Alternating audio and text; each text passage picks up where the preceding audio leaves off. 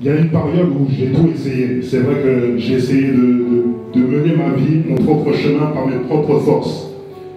Je m'étais éloigné de l'église, je me suis dit, bon, j'ai même eu un moment, j'ai eu un accident, j'ai failli mourir. Et tout ce que j'ai trouvé à dire, c'est waouh, j'ai eu de la chance. Mais c'est pas de la chance que j'avais. Le Seigneur m'avait protégé ce jour-là. Parce que les pompiers ont dit, franchement, ce n'est pas normal, vous aurez tous dû être coupés au tronc. Parce qu'on est passé sous un camion. Et on est tous vivants à l'heure d'aujourd'hui, on était 3. Amen. Le Seigneur avait un plan pour moi. C'est vrai que je m'étais éloigné, mais le Seigneur avait un plan pour moi, pour me ramener dans sa maison. Amen. Et il y a eu une période où je suis parti en vacances avec quelqu'un. On parlait de la société, des bruits de guerre qui se prononçaient, la crise qui se prononce. Et cette personne, Dieu a mis cette personne sur mon chemin et elle me posait des questions sur Dieu. Et plus je lui répondais, et cette personne a dit, mais comment ça se fait que tu connais tout ça de Dieu et tu ne vas pas à l'église?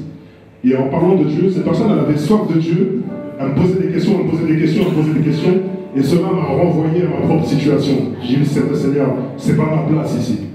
C'est pas ma place. Ma place n'est pas dans les ténèbres. Amen.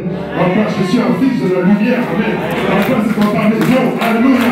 Ma place est dans la maison du Seigneur. Et toi aussi, ta place est dans la maison du Seigneur. Ne regarde pas de l'autre côté. L'herbe n'est pas plus verte de l'autre côté. C'est un mensonge du diable. Amen. C'est un mensonge du diable. Alléluia. Votre place est dans la maison du Seigneur. Alléluia. Amen. Et j'aimerais vous dire ce Seigneur. J'ai quoi un peu? J'aimerais dire juste Et mon histoire, excusez-moi de prendre un peu de temps, mon histoire me fait penser, je ne sais pas si vous connaissez la parabole du fils prodigue. Je vais juste vous lire un verset qui me parle vraiment. C'est Luc 15 à partir du verset 17. Donc si vous ne connaissez pas l'histoire du fils prodigue, c'était quelqu'un qui vivait aisément. Et à un certain moment, il a demandé à son père, donne-moi mon héritage, afin que il se sentait grand. Il s'est dit, je vais vivre ma propre vie. Donc il est parti de la maison de son père et il a dissipé tout son argent. Il est tombé tellement bas, il n'avait plus rien, il n'avait pas un rond. Et au final, il désirait même manger ce que les pourceaux, donc les cochons, mangeaient. Et à partir du verset 17, il nous est dit, étant rentré en lui-même, il dit, combien de mercenaires chez mon père ont du pain en abondance et moi je meurs de faim. Je me lèverai, j'irai vers mon père et je dirai, mon père, j'ai péché contre le ciel et contre toi. Je ne suis plus digne d'attraper ton fils. Traite-moi comme l'un de tes mercenaires. Et il se leva et il alla vers son père. Comme il était encore loin, son père le vit et fut ému de compassion. Il courut se jeter à son cou et le baisa. Le fils lui dit, mon père, j'ai péché contre le ciel et contre toi seul. Je ne suis plus digne d'attraper mon père, ton fils.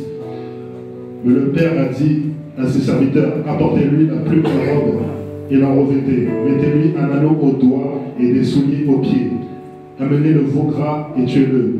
Mangeons, réjouissons-nous, car mon fils que voici était mort et il est revenu à la vie. Amen. Il était perdu et il est retrouvé. Et ils commencèrent à se réjouir. Amen. Et ça, vraiment, ça c'est mon histoire. Spirituellement, j'étais mort. Amen. Spirituellement, j'étais mort. J'ai tout essayé dans le monde, mais ça ne m'a jamais rien apporté. La vraie joie, je l'ai expérimentée avec le Seigneur. Amen. Et si tu hésites aujourd'hui, si tu te poses des questions, j'aimerais te dire, ce n'est pas la peine d'aller essayer l'herbe. L'herbe de l'autre côté n'est pas plus verte. La vraie joie, la vraie satisfaction est dans la maison du Seigneur. Alléluia. Acclamons le Seigneur encore aujourd'hui. Merci Seigneur Jésus. Alléluia. Amen.